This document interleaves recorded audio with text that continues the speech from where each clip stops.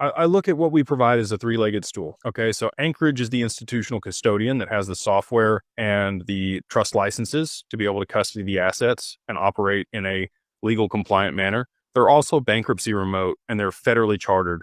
So state chartered bank, they can be also bankruptcy remote and have segregated instance for their custody solution. But if the creditors in a bankruptcy were to pull them to the federal level, their clients would become unsecured creditors.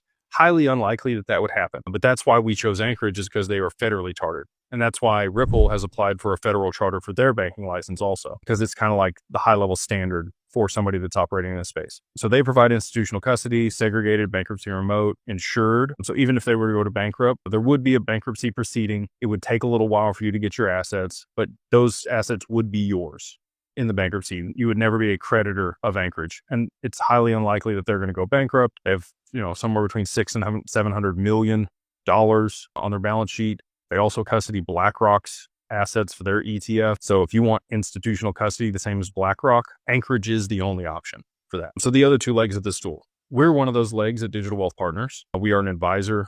We countersign on the accounts for you. And if at one point we decided, we're gone, you want to move to another advisor, you can do that. You just move your account at Anchorage to the other advisor. So if we go out of business or you decide to part ways with us, all you got to do is list another advisor that's at Anchorage and you could move your account over to them. And then last but not least, you are the third leg to that stool. God forbid something happens to you. You have beneficiaries on the account. You have your spouse on the account. They don't need to know anything about crypto, just like a Schwab account. The assets are transferred to them.